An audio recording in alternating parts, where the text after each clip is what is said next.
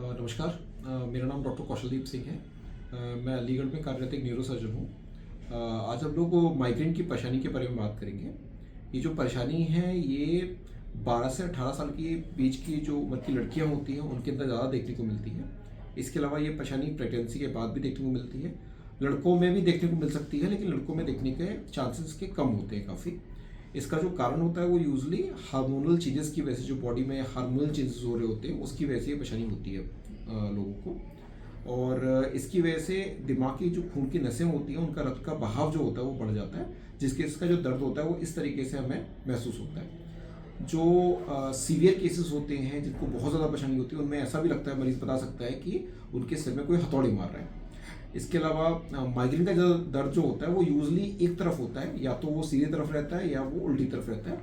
लेकिन मरीज बताते हैं कि उनको यहाँ पर भी दर्द हो सकता है, यहाँ दर्द हो सकता है, इसके अलावा वो यहाँ पर भी दर्द बता सकते हैं। माइग्रेन का मरीज जो है वो तेज़ दर्द की कंप्लेंट के साथ हमारे साथ आता है कि उसको सिर के अंदर काफ़ी तेज़ दर्द होता है। उस तेज़ दर्द के साथ वो बता सकता है कि इसको चक्कर आते हैं, चक्कर के अलावा उल्टी जैसे महसूस होना या उल्टी आना भी होता है, गर्दन का दर्द हो सकता है, आंखों के सामने अंधेरे छाने की परेशानी आ सकती है उनको। इसके अलावा कानों में शोर जैसा भी आता है उनको।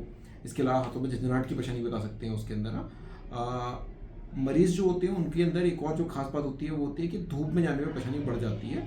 तो हम लोग कुछ प्रिकॉशंस भी ऐसे मरीजों को बताते हैं कि धूप में जाना अवॉइड करना होता है, शोर शराबे से बचना होता है। इसके अलावा धूल धुआं इन चीज़ों से बचना होता है, या जिनसे बहुत जो एक्सट्रीम इमोशंस होते हैं कि बहुत ज़्यादा खुशी या बहुत ज़्यादा दुख जो होता है, ये सभी ऐसे फैक्टर्स होते हैं जिनसे माइग्रेन का जो अटैक होता है प्रेसिपिटेट हो सकता है।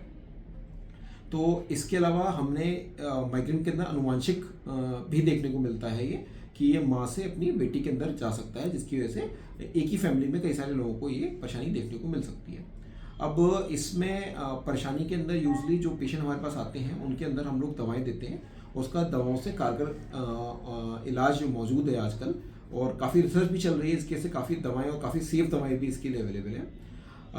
हालांकि जो हम लोग शुरुआत में इसका मरीजों का इलाज शुरू करते हैं तो हम लोग दवाएं काफ़ी थोड़ी ज़्यादा चलाते हैं ताकि मरीज़ को आराम पड़ सके। लेकिन जैसे जैसे मरीज़ को आराम पता चला जाता है हम लोग उसकी दवाओं को धीमे धीमे करके कम कर देते हैं, और तकरीबन 6 से 9 महीने में ज़्यादातर मरीजों को इतना आराम मिल जाता है कि उनकी दवाओं को पूरी तरीके से बंद किया जा सकता है। लेकिन ये भी देखा गया है कि मरीजों को ये परेशानी दोबारा भी हो सकती है, और यूजली किसी बीमारी के टाइम पे या कोई इमोशनल स्ट्रेस वगैरह होती है, या कोई शॉक लगता है किसी पेशेंट को, घर में किसी की मौत वगैरह हो जाती है, तो ऐसी कंडीशंस के अंदर भी ये परेशानी दोबारा आने के चांसेस रहते हैं। लेकिन सबसे पहला हमारा टारगेट जो होता है हमारे मरीज़ का, कि वो उसको उस टाइम पे जो परेशानी हो रही होती है उसको हमें आराम पहुंचाना होता है, ताकि मरीज़ को जो परेशानी हो रही है उससे वो निजात पा सके अपना। इसके लिए हम लोग कुछ दवाएं देते हैं, जो कि इसमें तेज़ दर्द की दवाएं भी शामिल होती हैं, जो कि हम लोग बैकअप के लिए रखते हैं, ताकि जब भी मरीज़ को तेज़ दर्द हो तो हम वो दवाएं दे सकें और मरीज़ को उससे आराम पड़ जाए। और साथ में हम लोग कुछ परहेज बताते हैं। इस परेशानी के अंदर कुछ चीज़ें होती हैं जिनसे परेशानी के बढ़ने के चांस रहते हैं, या जो दर्द के अटैक हैं उनके आने के चांस रहते हैं, जैसे कि चाय है, कॉफ़ी है, चॉकलेट है, पनीर है।